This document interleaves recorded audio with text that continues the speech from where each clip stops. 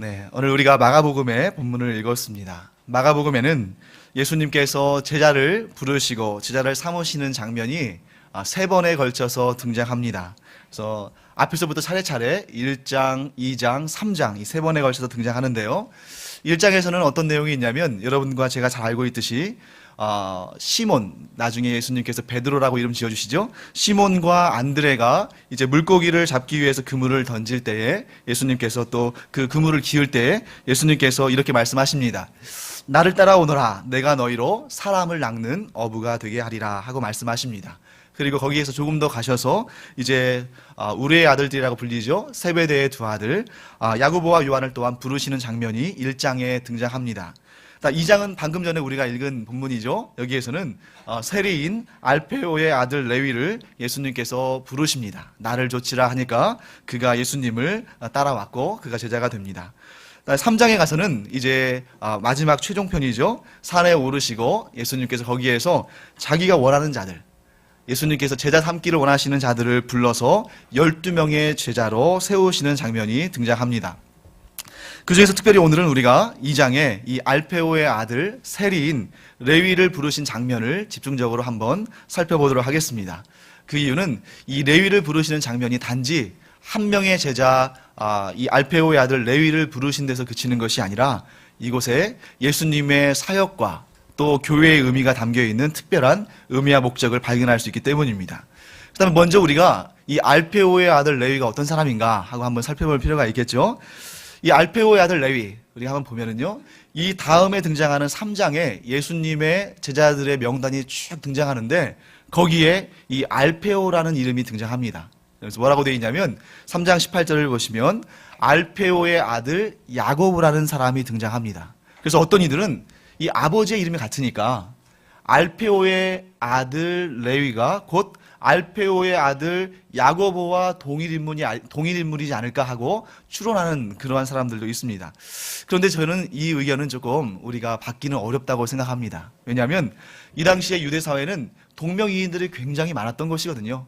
그래서 여러분들이 예수님의 제자 12명의 명단을 마가복음 3장에서 쭉 살펴보시면 이미 그 가운데 야고보라는 사람이 2명이나 있습니다. 그러니까 알페오라는 이름도 많이 있을 수 있겠죠. 그렇기 때문에 아버지의 이름이 같다고 해서 알페오의 아들 이 레위와 알페오의 아들 야고보를 동일 인물로 보는 것은 좀 어려움이 있습니다. 그렇다면 이 레위가 어떤 사람인가 하는 것을 살피기 위해서는 성경 본문을 통해서 우리가 살펴봐야 되고 본문을 자세히 우리가 비교해 보기도 하고 연구하면서 이 사람이 누군지를 살펴볼 필요가 있습니다.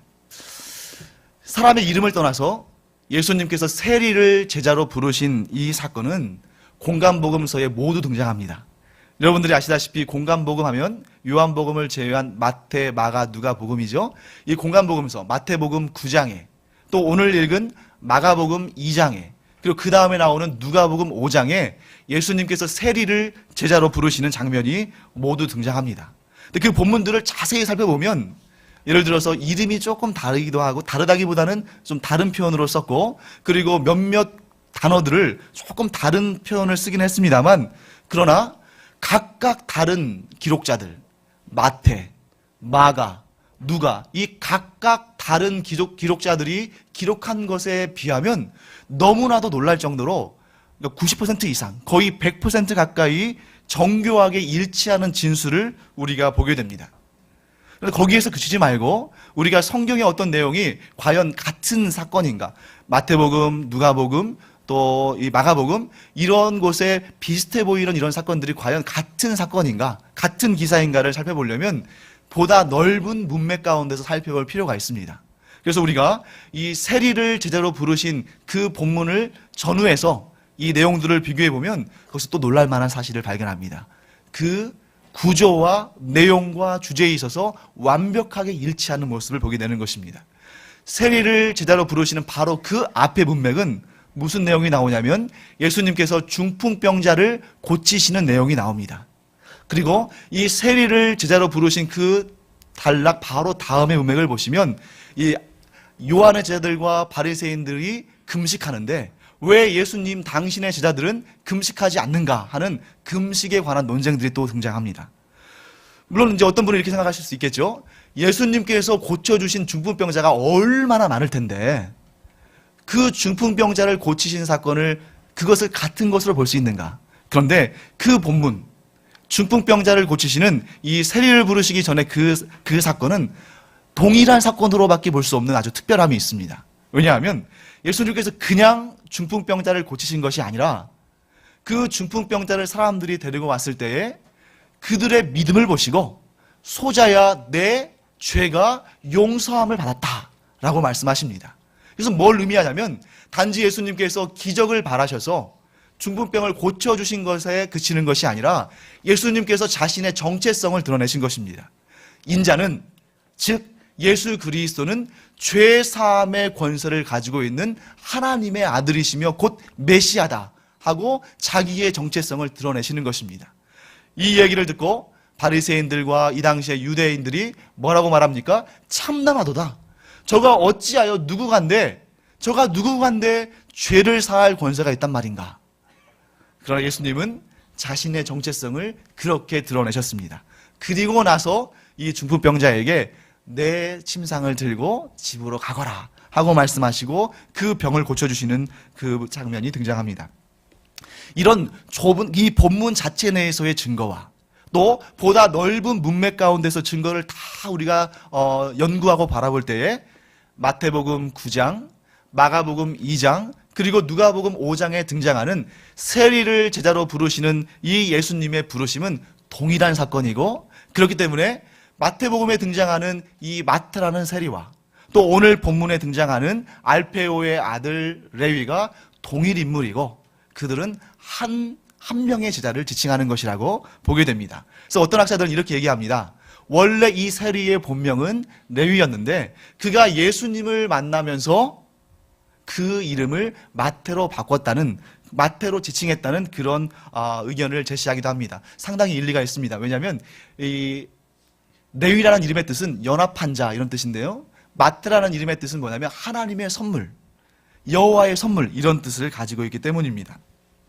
그렇다면 복음서들은 이 한 사람 레위, 이 한 사람 세리 레위를 부르신 내용을 왜 별도로 이렇게 처리했을까? 이 마가복음을 보시면 예수님께서 제자를 부르시는 장면이 1장, 2장, 3장에 등장하는데요. 그만큼 마가복음은 예수 그리스도의 제자들에 대해서, 그들의 제자도에 대해서, 그들의 실패와 그들의 회복됨에 대해서 매우 관심이 많습니다. 그런데 왜 1장에서는 4명의 제자를 부르시고 또 3장에서는 12명의 제자의 목록을 등장시키시는데 2장에서는 왜 알페오의 아들 레위, 그 세리 한 명을 등장시키고 있는지 우리가 살펴볼 필요가 있습니다. 레위라는 사람의 그 신분에 주목을 해봐야겠죠. 레위는 보통 사람이 아닙니다. 보통 사람이 아니라는 것은 뛰어난 사람, 아주 유명한 사람 이런 뜻이 아니라 안 좋은 개념으로 그렇습니다. 여러분, 이 당시에 세리는 어떤 사람이었습니까? 사람들이 세리는 가증하고 저주받은 사람이고 도저히 함께할 수 없는 불결하고 그렇게 하나님의 버림을 받은 죄인이라고 여겼습니다. 심지어 유대인들이 세리를 부를 때 뭐라고 부르냐면 벌레만도 못한 사람 이런 개념으로 부르고요. 또 성경 곳곳을 보면 이런 말씀이 등장합니다. 세리와 죄인들. 예수님께서 세리와 죄인들의 친구가 되셨다. 이런 내용들이 등장하는데요. 참 세리 입장에서 보면은 참 기분이 나쁠 만한 얘기죠. 왜냐하면 세리는 죄인들이라는 그 죄인들의 무리 가운데도 끼지 못하는 것입니다. 그저 세리를 죄인들의 무리 가운데 섞어가지고 그냥 하나로 죄인들하고 지칭하면 모르겠는데 죄인들도 세리와 함께 가는 것은 싫어한다는 거예요. 자기가 죄인으로 사람들에게 손가락질 받는 사람도 자기를 세리와 비교하면 싫어한다는 겁니다. 그래서 죄인들이라고 지칭하지 아니하고 뭐라고 지칭합니까? 세리와 죄인들. 하나님의 버림받고 저주받은 사람들 중에 대표가 세리라는 겁니다. 그럴 만한 이유가 있죠. 왜냐하면 세리는 어떤 사람입니까? 이 로마 황실과 결탁해가지고 이 유대인들의 피를 뽑아서, 안 그래도 가난하고 궁핍하고 착취받는 사람들인데 그들의 피를 뽑아서 그들의 일부는 로마 황실에 보내고 나머지는 자기가 취해서 치부하는 그러한 악한 인물들을 대표하는 사람들이 바로 이 세리라는 것입니다. 그런데 왜 예수님께서 이 세리를 부르신 이 장면에 특별한 의미를 주셨을까? 여러분, 레위가 예수님을 만났을 때 예수님께서 나를 좇으라 했을 때 얼떨결에 그냥 권위 있는 목소리로 나를 좇으라, 그러니까 영문도 모르고 얼떨결에 예수님을 쫓아갔을까요? 아마 그러지는 않았을 것 같습니다. 예수님께서는 당시에 갈릴리 지방을 중심으로 활동을 하셨는데 주로 이제 바닷가 근처에, 그 바닷가는 아니고 사실 갈릴리 호수죠. 호수가 근처에서 활동하셨는데 두 가지 이유가 있습니다. 그 당시에 이 갈릴리를 중심으로 어업하는 사람들이 많았던 그 지역의 특성상 사람들이 많이 모였고, 또 많이 모인 사람들을 수용할 수 있는 넓은 광장은, 넓은 곳은 그 호수 근처밖에 없었기 때문이죠. 그때 예수님께서 세관을 지나시다가 레위를 보시고 나를 좇으라고 말씀하십니다. 아마도 제 생각에 레위는 예수님의 소식을 들었을 것입니다. 그리고 자기가 그 신분상 그 무리들 틈에 자유롭게 끼어서 예수님의 말씀을 듣지는 못했지만 몰래 숨어서 혹은 먼 발치에서 예수님을 바라보고 주님의 말씀에 은혜도 받고 감동도 받았을 것입니다. 그런데 자기 스스로는 예수님 앞으로 나아갈 수 없는 사람입니다. 모든 사람들이 나를 손가락질하고, 모든 사람들이 나를 죄인 취급하고, 모든 사람들이 나를 끼워주지 않는데 저 거룩하신 분 앞에 내가 어떻게 나설 수 있을까? 그는 마음속으로는 주님을 만나고도 싶고 주님에게 또 주님의 제자가 되어서 배우고도 싶었겠지만 도저히 예수님 앞으로 나아갈 용기를 갖지는 못했을 것입니다. 그런 레위 앞에, 그런 세리 앞에 예수님께서 나타나셔서 나를 좇으라고 말씀하십니다. 이러한 부르심 앞에 세리 레위가 무슨 말을 할 수 있겠습니까? 그저 감사함으로 아무 말도 표현하지 못하고 그 감격스러운 감정을 그 속으로만 사귀면서 예수님을 쫓아갔을 것입니다. 그러나 이 모습은 이 당시에 바리새인들과 유대인들에게는 도저히 이해할 수 없는 참담한 모습이었습니다. 왜냐하면 이 당시에 유대인들은 어떤 세계관을 가지고 있었냐면 의인과 죄인을 구분하고 확실히 분별하고 이 의인과 죄인 사이에는 넘어설래야 넘어설 수 없는 장벽을 세웠습니다. 그래서 그들에게는 정결규례가 있었는데 그 정결규례 중에 하나는 뭐냐면 저주받은 자, 불결한 자, 또 이렇게 버림받은 자, 하나님의 저주 가운데 있는 자와는 상종을 해서는 안 되고 만일 그들과 함께 먹고 마시면 그들과 똑같은 자로 여김을 받는 그런 일이 발생했습니다. 그런 생각이 있었습니다. 그렇기 때문에 이 당시에 바리새인들이랄지 또 유명한 랍비들은 결코 세리를 제자로 삼을 일이 없었습니다. 만일 모든 사람을 다 제자로 삼는다 할지라도 최후까지 남겨두고 절대로 제자로 삼지 않는 사람이 바로 세리였다는 것이죠. 그런데 예수님께서 그 세리를 제자로 받아주신 것입니다. 이 유대인들은, 특별히 바리새인들은 이것을 이해하지 못했고 도리어 예수님을 책망할 거리로 삼았습니다. 예수님께서 이 사회의 지탄이 대상이 되는 세리를 맞아들였을 때에는 그만큼 위험을 감수했다는 것을 우리가 볼 수 있는 것입니다. 예수님께서 세리를 불러주셨을 때 바리새인들은 예수님을 공격할 그 약점거리로 예수님의 그 사건을 받아들였습니다. 그래서 마태복음 11장 19절을 보시면 바리새인들이 예수님을 어떻게 인식했는지를 명확히 설명하고 있습니다. 인자는 와서 먹고 마시며 말하기를 보라 먹기를 탐하고 포도주를 즐기는 사람이요 세리와 죄인들의 친구로다. 이 얘기는 뭐냐면 그가 바로 세리와 죄인들과 마찬가지로 하나님의 기쁨이 되지 못하는 사람이라고 이제 판단하는 것입니다. 그러나 예수님은 이처럼 세리와 죄인들을 기꺼이 맞아주시고 그들의 친구가 되어주셨습니다. 사랑하는 성도 여러분, 바로 여기서 예수님의 이 땅에 오신 그 목적을 예수님은 드러내어 주십니다. 예수님은 뭐라고 말씀하십니까? 예수님을 향해서 비판하는 자들, 왜 당신은 세리를 제자로 맞이했는가? 왜 당신은 세리와 죄인들과 함께 식사를 하는가? 왜 당신은 정결규례를 지키지 않고 율법을 파기하는가? 하는 그러한 손가락질을 받을 때 예수님은 뭐라고 말씀하십니까? 나는 의인을 부르러 온 것이 아니라 죄인을 부르러 왔다고 말씀하십니다. 이 표현은 우리가 오해해서는 안 됩니다. 예수님의 이 표현은 어떻게 보면 이 유대인들의 이 뼛속 깊이 자리 잡고 있는 의인과 죄인을 분류하고 그들 사이에 도저히 연합될 수 없는 그 골이 있음을 증명하는 이 유대인들의 사상을 전면적으로 반박하시는 예수님의 말씀입니다. 겉으로 보기에는 예수님도 지금 둘로 분류하고 계시죠. 의인과 죄인.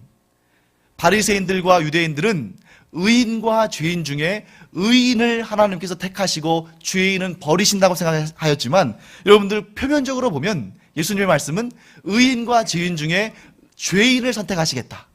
그러니까 똑같이 구분했지만 유대인들과 바리새인들은 의인을 하나님께서 택하신다고 생각하셨다면 예수님은 죄인을 택하신 것이다. 이렇게 여러분들이 해석하시면 안 됩니다.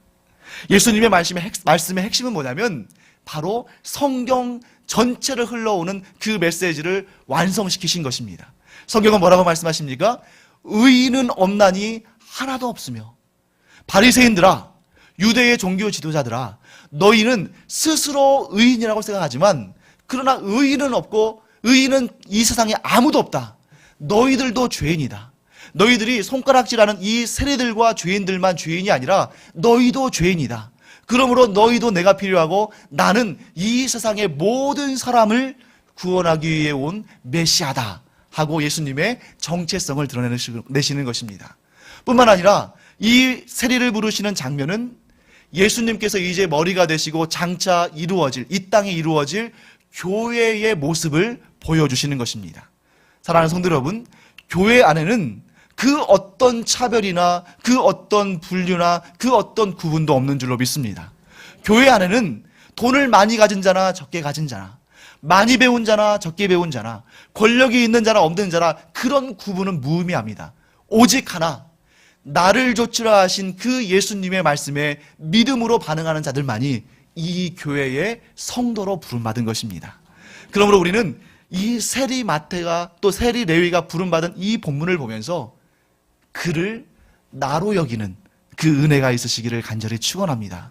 예수님께서는 의인이건 죄인이건 아무 구분 없이 오직 믿음으로 반응하는 자들을 예수님의 사람들로 부르신 줄 믿습니다.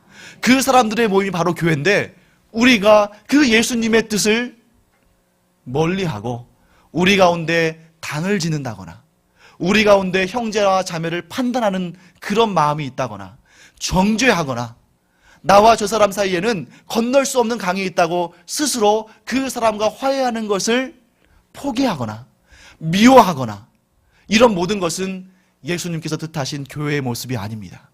그런 마음이 우리 안에 들 때 누군가가 미워지고 섭섭한 마음이 들고 나와는 다르니까 이제는 상대를 말아야겠다 이런 마음이 들 때 우리는 그 마음을 내려놓고 담대히 주님 앞으로 나아가기를 간절히 축원합니다. 교회는 어떤 곳입니까? 첫째, 어느 누구도 구분 없이 예수 그리스도의 그 구원하심 가운데 부름받은 자들의 모임입니다. 또 믿음으로 담대히 이 세리 레위가 주님께서 부르실 때 얼마나 죄송스러웠겠습니까? 나 때문에 예수님께서 혹시 피해를 보지 않으실까? 나 같은 죄인 벌레만도 못하다고 여김받는 나를 주님께서 어떻게 부르신다는 말인가? 하지만 그는 예수님의 부르심에 감격과 감사함으로 그 앞으로 나갔습니다. 바로 그게 우리의 모습 아니겠습니까? 벌레만도 못하고 모든 죄와 악으로 인해서 더러울 대로 더러워진 우리를 예수님께서 부르실 때 우리가 믿음으로 반응해서 주님을 따르지 않았습니까? 이게 바로 교회인 것입니다. 또 교회의 또 다른 모습은 어떻습니까? 예수님의 부르심에 그 마음이 너무나 기뻐서 날마다 천국잔치를 여는 그런 기쁨의 자리가 바로 교회인 줄 믿습니다. 오늘 본문의 말씀에서는 레위가 예수님을 초청해서 집에서 함께 먹고 마시는 장면이 간단하게 등장합니다만 이 같은 내용을 다루고 있는 병행복문인 누가복음에서는 조금 더 풍성하게 등장합니다. 내용이 좀 더 자세히 등장하죠. 예수님께서 레위를 부르셨을 때에 그가 모든 것을 버리고 예수를 쫓았다고 누가복음의 본문은 기록하고 있습니다. 뿐만 아니라 예수님의 부르심이 너무나 기쁘고 감격스러워서 어떻게 했냐면 그가 자기 집에서 큰 잔치를 열어서 수많은 사람들을 초청하고 예수님과 함께 먹고 마시고 즐거워하는 그런 내용들이 담겨 있습니다. 교회는 바로 그런 것입니다. 교회는 다투고 분열하고 싸우고 미워하고 투쟁하고 경쟁하는 것이 아니라 나 같은 죄인을 부르신, 우리를 부르신 예수 그리스도의 그 부르심에 감격하고 감사해서 날마다 기쁨과 감격의 천국 잔치가 펼쳐지는 것이 바로 교회인 줄 믿습니다. 아무 구별 없이, 아무 조건 없이 우리를 부르신 예수 그리스도가 머리가 되신 것, 우리는 믿음으로, 비록 나는 아무 공로 없고 내세울 것이 없지만 오직 믿음으로 주님을 따라가며 또 그 부르심이 너무나 감사해서 날마다 천국 잔치가 펼쳐지는 곳, 이곳이 교회인데 이 세 가지 중에 하나라도 없다면 우리는 잠잠히 우리 자신을 돌아봐야 되는 것입니다. 그런데 여러분, 이렇게 기쁨과 감격이 넘쳐나는 구원의 공동체인 교회에 문제가 발생하기 시작했습니다. 주 안에서 예수 그리스도를 머리 삼고 하나 되었던 교회 안에 균열과 싸움과 다툼과 시기와 분열이 일어나기 시작한 것입니다. 우리가 그 본문을 고린도전서에서 잠깐 살펴볼 수 있는데요. 고린도전서 3장 1절로부터 7절까지의 그 내용이 있습니다.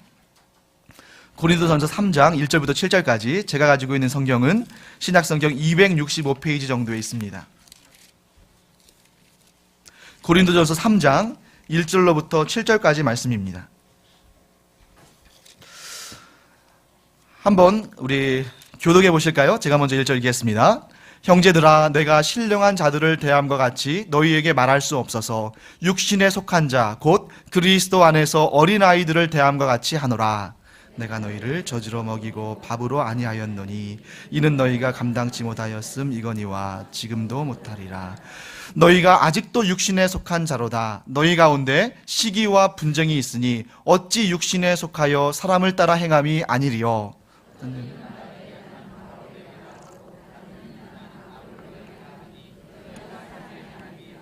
그런즉 아볼로는 무엇이며 바울은 무엇이뇨? 저희는 주께서 각각 주신 대로 너희로 하여금 믿게 한 사역자들이니라. 나는 심었고 아볼로는 물을 주었을 때 오직 하나님은 자라나게 하셨나니. 함께 읽겠습니다. 그런즉 심는 이나 물 주는 이는 아무것도 아니로되 오직 자라나게 하시는 하나님뿐이니라. 아멘.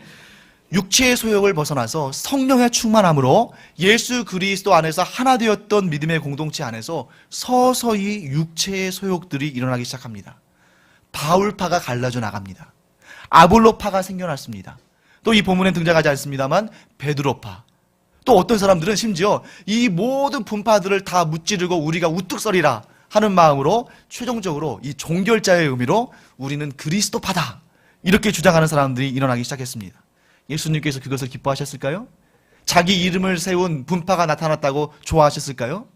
예수 그리스도의 한 몸이 갈기갈기 찢겨져 나가는 그런 아픔이 교회 안에 임하게 된 것입니다.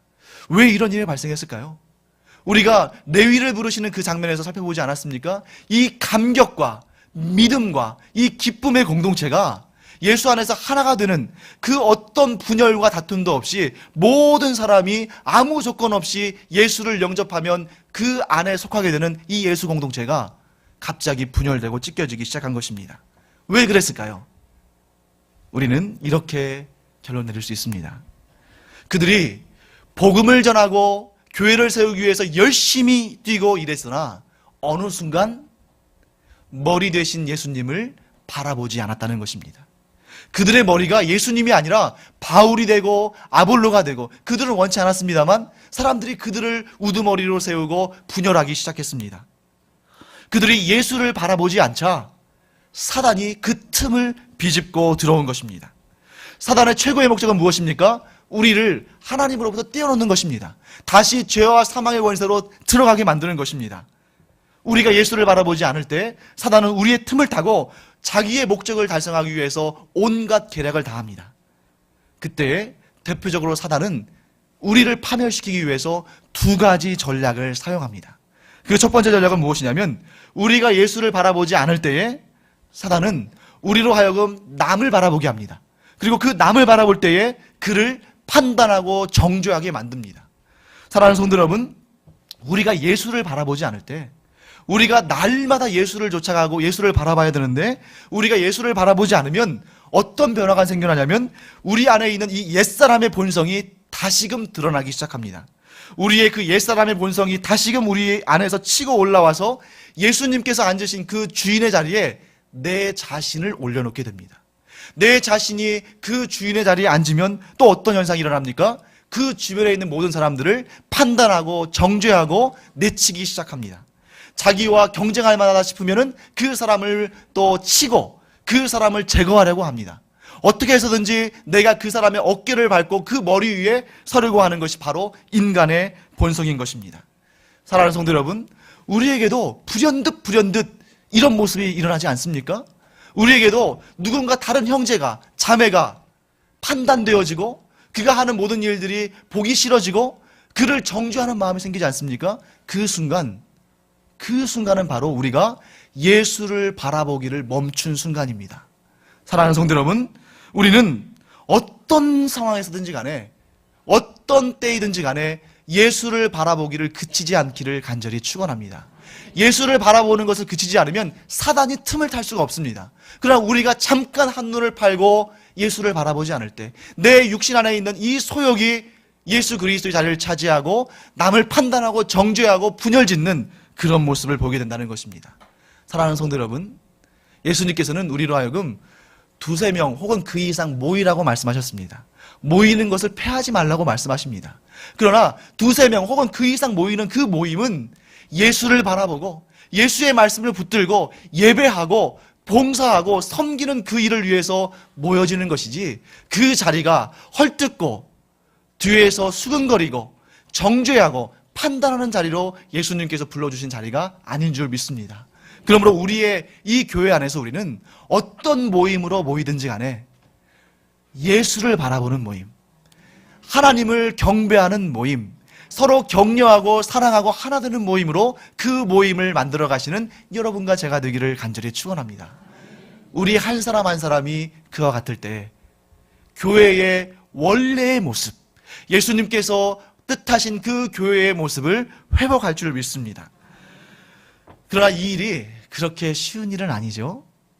우리 안에 있는 이 육신의, 이 옛자의 본성은 그렇게 쉽게 쓰러뜨릴 수 있는 것이 아닙니다. 예수님께서도 그것을 너무나 잘 아셨기 때문에 꼭 필요한 조치를 해놓으셨습니다. 그것이 무엇입니까? 우리를 고아처럼 남겨두지 않으시고 우리를 부모와 같이 보호하실 보혜사 성령을 보내주신 것입니다. 우리가 그 성령 안에 거할 때 성령이 충만하면 예수를 바라보게 됩니다. 우리 안에 내주하시는 그 성령의 말씀에 귀를 기울이면 항상 예수와 함께 있는 것입니다. 이제 더 이상 우리가 육신의 눈으로 예수님을 볼 수는 없지만 성령께서 우리 안에 내주하심으로 말미암아 우리가 성령 가운데서 예수를 만나는 것입니다. 우리가 성령 가운데 있으면 날마다 어떤 상황과 어떤 환경과 어떤 자리에서도 예수를 만나는 줄로 믿습니다. 그러나 성령 충만하지 않으면, 성령의 역사에 순종하지 않으면 그곳에는 항상 분열과 다툼이 있는 것입니다. 자, 사단이 쓰는 두 번째 전략을 또 말씀드리겠습니다. 우리가 예수를 바라보지 않을 때 사단은 우리로 하여금 나 자신을 바라보게 하고 우리의 그 죄성을 바라보게 하면서 절망하고 비참한 상태로 추락하게 만듭니다. 사랑하는 성도 여러분, 내 자신에게 어떤 가능성이, 일말의 가능성이 있다고 생각한다면 그 즉시 우리는 실족하게 됩니다. 여러분과 제가 솔직히 다 알지 않습니까? 우리 안에는 선한 것이 없습니다. 우리의 구원을 이룰 것이 어떤 것도 없습니다. 우리를 하나님 앞에 내세울 수 있는 그 어떤 공로도 없습니다. 그런데 우리가 예수를 바라보지 않으면 사단이 우리를 틈타서 계속 우리에게 어떻게 우리를 충동질시키냐면 너는 안 된다, 너는 죄인이다, 너는 구원받을 수 없다라는 말을 우리 안에 계속 주입시킵니다. 그러다 보면 우리가 예수 믿고 얻은 그 구원의 감격을 점점 잊어버리게 됩니다. 결국 어느 날 예수로 인한 구원의 감격을 상실하고 그 무거운 죄짐을 다시 지고 있는 자기 자신을 발견하게 된다는 것입니다. 오늘 저는 이 한 사람, 아주 유명한 한 분에 대한 이야기를 전해드리고자 합니다. 찰스 스펄전이라는 목사가 있습니다. 이분은 19세기, 그러니까 1800년대죠. 1800년대에 유럽에서 아주 유명한 설교자요 목회자로 활동했던 분입니다. 여러분도 그 이름을 들어보셨죠? 스펄전. 설교의 대가입니다. 그에 대한 여러 가지 별명이 있습니다만 설교의 황태자라는 이름을 가지고 있고요. 설교하면 역사상 두 명의 유명한 인물이 있는데, 한 명은 크리소스톰이라고요, 황금의 입이라는 별명을 가졌던 이제 기독교의 초창기의 인물이 있었고, 또 다른 인물은 여기에 나오는 오늘 말씀드리는 찰스 스펄전이라는 목사입니다. 이분은 불과 17살이라는 어린 나이에 목회를 시작했어요. 그러니까 지금처럼 우리가 만 30세 이상 이런 규정이 없었기 때문에 불과 17세의 나이에 목회를 시작해서 이 영국의 워터비치라는 곳에서 목회를 시작해서 56세의 생애를 마무리하기까지 무려 40년간 목회를 하고 수없이 많은 설교로 수십만 수백만, 아니 그 이상의 사람들에게 영감을 안겨준 그런 놀라운 사역을 한 사람입니다. 그런 모태신앙인이었어요. 어릴 때부터 교회를 다니고 그의 할아버지가 또 목회자고 했습니다. 그런데 그가 예수 그리스도를 인격적으로 만나기 전까지는 하나님을 두렵고 무서운 존재로밖에 여기지 못했습니다. 어느 날 어린 시절 이 스펄전이 가정에서 가정 예배를 드릴 때 이제 가족들이 이렇게 돌아가면서 성경을 읽는데, 그날 스펄전이 읽는 본문은 요한계시록 9장 2절이었습니다. 제가 잠깐만 읽어드리겠습니다. 저가 무저갱을 여니 그 구멍에서 큰 풀무의 연기 같은 연기가 올라오매 해와 공기가 그 구멍의 연기로 인하여 어두워지며. 이 어린 스펄전은 이 무저갱이라는 단어를, 이 단어의 뜻이 무엇인지를 알지 못했습니다. 이 어려운 단어죠. 그래서 할아버지인 제임스 목사에게 이 무저갱이라는 단어가 무슨 뜻이냐고 물어보았습니다. 근데 할아버지는 그건 알 필요 없고 그냥 성경 계속 읽어라 하고 이제 이렇게 그 말을 들어주지 않았습니다. 근데 계속 그 무저갱이라는 말이 무슨 뜻인지 궁금했습니다. 그래서 가정 예배를 들을 때마다 할아버지에게 물어봤는데, 어느 날 할아버지가 이렇게 답해줬습니다. 무저갱이라는 것은 죽고 싶어도 죽을 수 없는, 죽기보다 더 심한 고통을 가지고 있고 그 형벌이 끊임없이 영원히 지속되는 것이다 라고 대답해 주었습니다. 어린 나이에 스펄전은 그 답변을 듣고 너무나 두려워졌습니다. 그래서 그런 잠잘 때에도 꿈속에서 한 손에 도끼를 들고 열매 맺지 못하는 그 나무를 찍어서 그 불에 던져버리는 그런 심판의 하나님의 그 영상이 떠올라서 악몽을 꾸고 두려워하는 그러한 어린 시절을 보냈습니다. 그러다 보니까 이 스펄전은 이 율법에 대해서, 율법의 요구에 대해서 굉장히 민감하게 반응했는데, 그러면 그럴수록 율법의 요구들을 지키지 못하는 자기 자신을 바라보면서 더 두려움과 떨림을 갖게 되었던 것입니다. 그러던 중에 이제 그가 어떻게 하면 구원을 얻을 수 있을까? 어떻게 하면 은혜를 얻을 수 있을까? 하는 것을 그것을 알기를 갈망했고, 그가 수많은 책들을 읽기 시작했습니다. 그런데 그 어떤 책 속에서도 그의 마음을 시원하게 하는 답변을 얻지 못했습니다. 그래서 너무나 고민이 깊어지다 보니까 스펄전은 하나님과 구원에 대한 생각을 접어버리게 됩니다. 나중에 심지어 하나님은 존재하지 않는다는 그런 생각까지 갖게 되었습니다. 그러던 중에 우리로 따지면 중학생쯤 됐을 때, 한 중학교 2학년, 3학년쯤 됐을 때 그가 다니던 그 학교 그 지역에 유행성 열병이 돌기 시작했습니다. 그래서 학교가 휴교령이 내려지고 집으로 돌아온 스펄전이 동네의 교회에 나갔습니다. 그러니까 하나님을 인정하진 않았지만 이 모태신앙이고 하다 보니까 부모의 그 강요에 못 이겨서 교회를 나가게 된 것이죠. 그런데 그 교회에서 놀라운 일이 벌어집니다. 그날 그 교회에서 설교를 담당하게 된 목사는 그 겨울이었는데 눈이 너무 많이 내려가지고 그 시간에 맞춰서 교회에 오지를 못했습니다. 그래서 어쩔 수 없이 그 교회에 있던 평신도 중에 한 분이, 성도 중에 한 분이 대신 하나님의 말씀을 전하기 시작했습니다. 근데 그 사람은 겉보기에도 굉장히 어리숙해 보이고 또 이렇게 학식도 없는 사람이었고, 또 심지어 이 발음조차도 제대로 하지 못하는 그러한 좀 약간 좀 어리숙한 사람이었습니다. 그가 떠듬떠듬 하나님의 말씀을 선포하기 시작했는데 그 말씀이 스펄전의 마음에 강력하게 임하는 역사가 있었습니다. 그 내용은 어떤 거냐면 제가 간단히 소개해 드리겠습니다. 사랑하는 형제 여러분, 오늘 제가 전해드릴 말씀은 아주 간단한 말씀입니다. 성경은 우리에게 예수를 바라보라고 말씀하십니다. 바라보는 것은 우리에게 어떤 수고, 특별한 수고나 고통을 가져다 주지 않습니다. 우리는 바라보기 위해서 손이나 발을 움직일 필요도 없습니다. 다만 그저 바라볼 뿐입니다. 사람은 바라보는 법을 배우기 위해서 대학을 갈 필요도 없습니다. 그저 바라보면 되는 것입니다. 우리는 가장 어리석은 사람일 수 있습니다. 우리는 부족한 사람일 수 있습니다. 그러나 우리는 누구든지 바라볼 수는 있습니다. 심지어 어린아이들조차도 바라볼 수 있습니다. 오늘 본문은 말씀하십니다. 예수를 바라보라. 많은 사람들은 자기 자신을 바라봅니다. 그렇지만 자기 자신을 바라봐서는 그 어떤 평안도 찾을 수가 없습니다. 예수님께서는 여전히 나를 바라보라고 말씀하십니다. 어떤 이들은 우리에게 하나님을 의지해보라고도 말하고, 어떤 이는 우리에게 성령이 일하시기까지 기다려야 한다고 말하기도 합니다. 그러나 지금 당장 필요한 것은 오직 예수님을 바라보는 일뿐입니다. 성경은 예수를 바라보라고 말씀하십니다. 나를 바라보라. 내가 너를 위하여 피를 흘리고 있노라. 나를 바라보라. 내가 너를 위하여 십자가에 달렸노라. 나를 바라보라. 내가 너를 위하여 죽었고 묻혔노라. 나를 바라보라. 내가 너를 위하여 다시 살아났고 너를 위하여 승천하였노라. 나를 바라보라. 지금 이 순간도 나는 너를 위해 존재하노라.